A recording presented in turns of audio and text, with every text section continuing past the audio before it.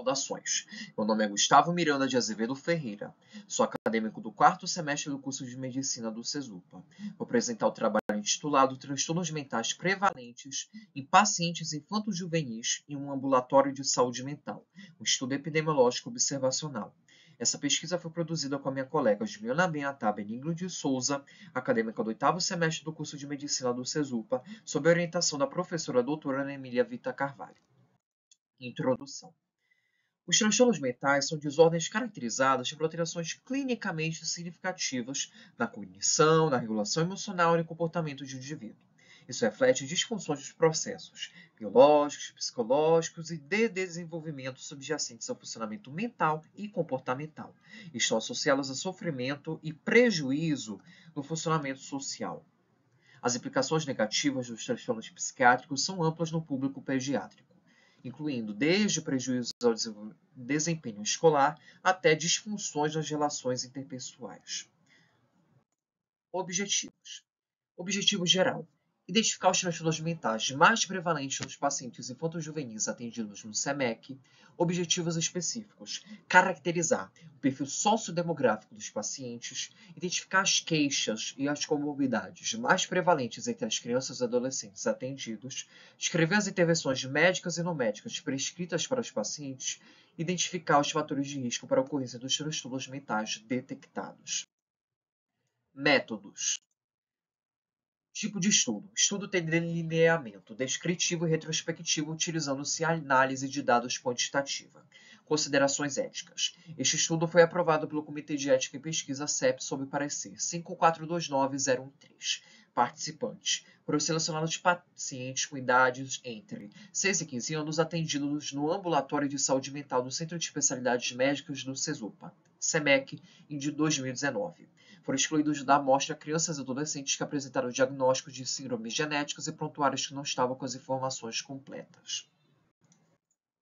Coleta e análise de dados. Foi utilizado um formulário de pesquisa para a caracterização sociodemográfica, clínica e epidemiológica dos participantes desta pesquisa. Após a aprovação pelo Comitê de Ética e Pesquisa, CEP, foi repassado pelo sistema de agendamento do SEMEC a lista dos pacientes, a partir da qual foram aplicados os critérios de inclusão e de exclusão para a composição da amostra. Os 41 prontuários que cumpriram os critérios estabelecidos foram solicitados ao Serviço de Arquivo Médico, SAMI, do SEMEC, para leitura e para preenchimento das informações estabelecidas no formulário. Os dados coletados foram tabulados e posteriormente tratados com estatística descritiva pelo Excel Microsoft 365. Resultados. Após a coleta dos dados e a aplicação dos critérios de inclusão e de exclusão pré-estabelecidos, obteve-se uma amostra de 41 prontuários válidos para a composição deste estudo. Na tabela 1 constam as informações referentes ao perfil sociodemográfico dos pacientes, observando-se uma maior prevalência de transtornos mentais em crianças e adolescentes do sexo masculino, 65,9%, com idades entre 11 e 12 anos, 36,6%.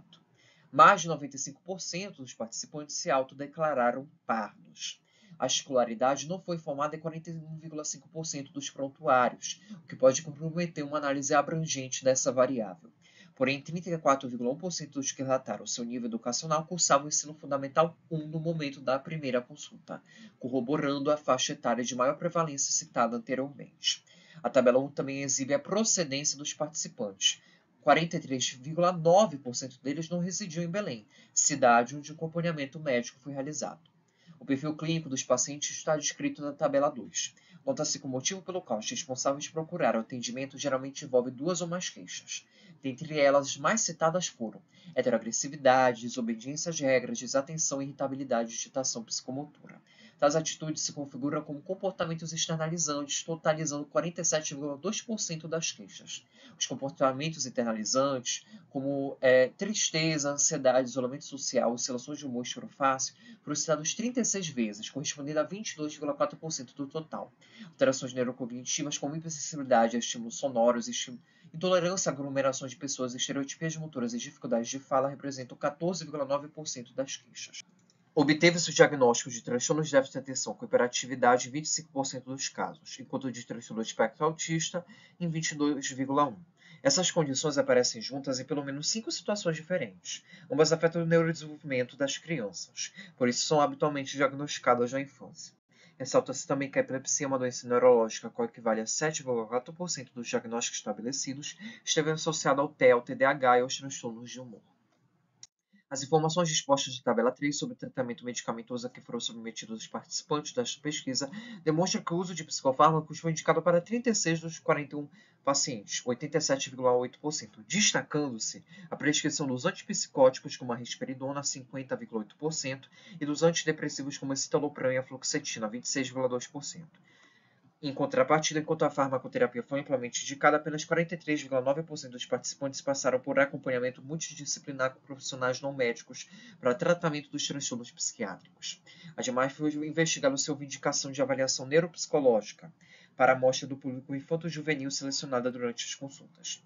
Embora a sugestão da avaliação tenha sido verificada em 46,4% dos prontuários, apenas 7 pacientes, 17%, possuem os resultados da análise registrada conforme exposto na tabela 4.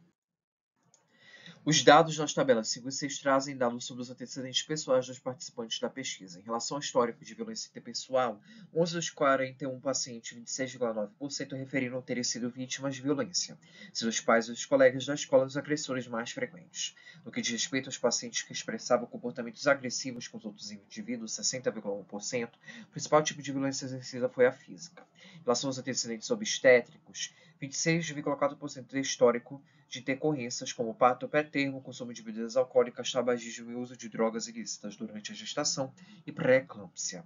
No tocante aos antecedentes familiares, como os dados da tabela 7 mostram que 70,7% das crianças e dos adolescentes atendidos possuíam familiares com algum problema de saúde mental. Os transtornos relacionados ao abuso de substâncias, 34,5%, e os comportamentos internalizantes, 24,1%, foram os mais prevalentes. Por fim, o estado de saúde geral dos pacientes foi avaliado, determinando se eles apresentavam outras doenças e se eram acompanhados por médicos de outras especialidades que não a psiquiatria.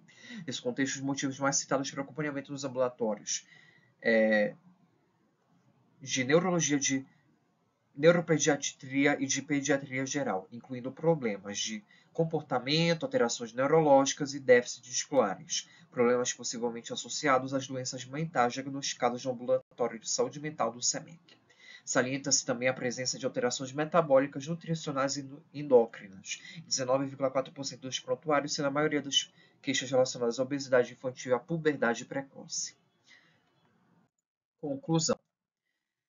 Os problemas de comportamento externalizantes preponderaram-se no diagnóstico de transtornos de déficit de atenção com hiperatividade de transtorno de espectro autista, os mais prevalentes na amostra da população infanto-juvenil selecionada. A medicalização dos pacientes foi constatada na maior parte dos casos e contrariedade de acompanhamento por equipe multiprofissional. Isso cristaliza a necessidade de alocação de recursos financeiros e serviços ambulatoriais na rede de atenção psicossocial, RAPS. Percebe-se também a importância dos investimentos públicos na qualificação do suporte às vítimas de violência e da rede de assistência materno-infantil, a fim de prevenir transtornos mentais em crianças e adolescentes. Embora se conclua que influenciam substancialmente, os antecedentes familiares são fatores de risco não modificáveis. Somente 41 pacientes foram avaliados por esse trabalho, requerendo outras pesquisas mais amplas. Gostaria de cumprimentar a banca examinadora e todos aqueles que estiveram assistindo.